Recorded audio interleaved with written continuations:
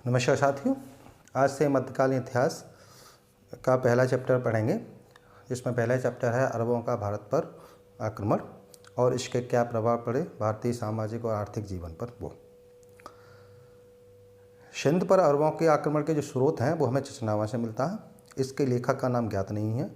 इसे अरबी भाषा में लिखा गया था। कूफी ने इसका फारसी में अनुवाद किया था। सिंध तारीख सिंध 1600 ईस्वी में मीर मोहम्मद मासूम ने लिखी। अकबर के समय में भारत पर अरबों का पहला आक्रमण खलीफा उमर के समय में 636 ईस्वी में बम्बई के थाना पर हुआ था, लेकिन यह आक्रमण असफल रहा था। इराक के सूबेदार हज्जाज ने अपने 17 वर्ष के भतीजे मोहम्मद बिन कासिम को सिंध विजय के लिए भेजा। 711-12 ईस्वी में कासिम ने मकराना मार्ग से सिंध पर आक्रमण किया। इस समय सिंध पर ब्राह्मण वंश का शासन था, जिसका संस्थापक चाच नामक एक ब्राह्मण था। इस समय जो सिंध पर था वो राजा दाहिर शासन कर रहे थे, जो चाच के पुत्र थे। दाहिर के समय लंका जाने वाले अरब जहाज़ों को देवल के समुद्री लूट लिया करते थे। यही आक्रमण का तत्कालिक कारण बना, क्योंकि हज्जाज ने इस लूट में से अपना हिस्सा मांगा, जिसे दाहिर ने देने से मना कर दिया। परंतु आशीर्वादी लाल श्रीवास्तव के अनुसार आक्रमण का जो मूल कारण था वो भारत में इस्लाम का प्रचार प्रसार था। कासिम के आक्रमण के समय उसकी सहायता जाटों, मेड़ों और विद्रोही बौद्धों ने की थी। कासिम के प्रमुख आक्रमण दाबोल या देवल पर हुआ। पहला आक्रमण यहाँ कासिम ने सर्वप्रथम जजिया कर लगाया। यह जजिया लगाने का पहला स्रोत मिलता है। फिर रावर के युद्ध में दाहिर लड़ता हुआ मारा गया था। दाहिर के मृत्यु के पश्चात उसकी पत्नी रानी बाई ने मोर्चा संभाला, लेकिन वह भी हार गई और उसने जौहर कर लिया। ब्राह्मणवाद, यहाँ दाहिर का पुत्र जयसिंह राज कर रहा था। उसने पराजित होने के बाद इस्लाम धर्म स्वीकार कर लिया। फिर उसके बाद आलौर आक्रमण करता है। ब्राह्मणवाद के बाद कासिम ने दाहिर की राजधानी आलौर को लूटा। फिर मुल्तान, आलौर विजय के बाद कासिम ने सिक्का तथा मुल्तान पर आक्रमण किया। उसने सिक्का को जीता। सिक्का स्थान के व्यापारियों ने कासिम को अपना राजा मान लिया। मुल्तान विजय कासिम की अंतिम विजय थी। उसे यहाँ इससे इतना सोना मिला कि इसने मुल्तान का नाम सोने का नगर या स्वर्ण नगर रख दिया था। कासिम की मृत्यु के विषय में दो मत प्रचलित हैं। दाहिर की दूसरी पत्नी लाड़ो से उत्पन्न दो पुत्रियां थीं, शूरिया और परमल। कासिम ने उन्हें खलीफा को हिट किया, लेकिन उन दोनों शूरिया और परमल ने खलीफा से कहा कि कासिम ने उनका कौमार पहले ही भंग कर दिया है। इस बात से खलीफा नाराज हो गए और उसने कासिम को मृत्युदंड दे दिया। परंतु इतिहासकारों का एक दूसरा भी मत है जो इस बात पर विश्वास नहीं करता है। उसके अनुसार खलीफा वाहिद का जो भाई सुलेमान था वह हज्जाज का प्रबल शत्रु था। चूँकि कासिम हज्जाज का दामाद था और भतीजा था, इसलिए कि कासिम को बंदी बनाकर मेसोपोटामिया भेज दिया गया, जहाँ कारागार में उसकी मृत्यु हो गई।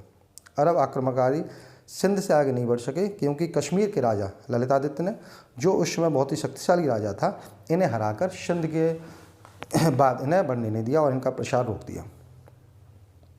1725 ईस्वी में अरबों ने सिंध से आगे बढ़ने का प्रयास किया, लेकिन इस समय तक गुर्जर प्रत्यार और बादामी के चालुक्य बहुत ही शक्तिशाली थे। उन्होंने अरबों को हरा दिया। यही कारण है कि अरब यात्री सुलेमान प्रतिहा शासक मेहरबुज को अरबों का सबसे प्रबल शत्रु बताता। मुरुज अल जबब का लेखक अल-मशूदी मुल्तान में एक सूर्य मंदिर का उल्लेख करता है। उसके अनुसार अरबों को जब भी प्रत्याहार आक्रमण का भय होता था तो वे उस सूर्य मंदिर को तोड़ने का भय दिखाकर अपनी रक्षा करते थे। इतिहासकार टॉड के अनुसार अरबों के आक्रमण से समस्त उत्तरी भारत हिल गया। इतिहासकार टॉड ने अरबों के आक्रमण को ज़्यादा बड़ा चढ़कर प्रस्तुत किया है। इतिहासकार बुलजल हेग ने अरब आक्रमण को भारी इतिहास में की आकस्मिक कथा मात्र माना है। इतिहासकार स्टेनली लुलपुल ने अरब आक्रमण को भारत और इस्लाम के इतिहास की एक उपकथा और परिणाम शून्य विजय कहा है। लेकिन सारे मत अतवादी हैं।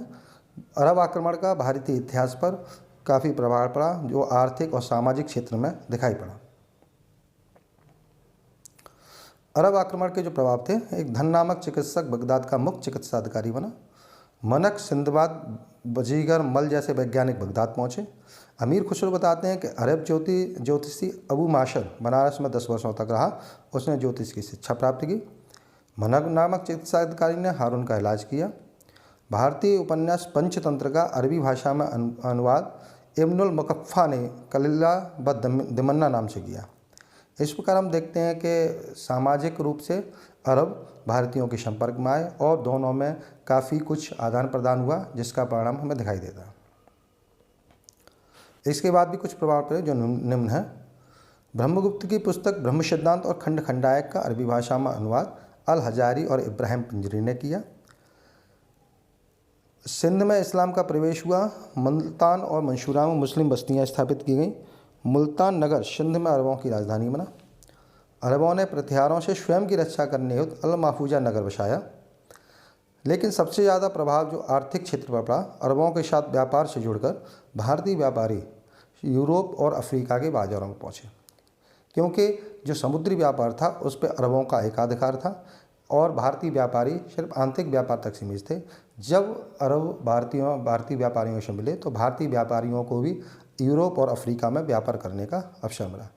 अगर आपको मेरा चैनल मेरा पसंद आया हो तो please like share and subscribe my channel. धन्यवाद।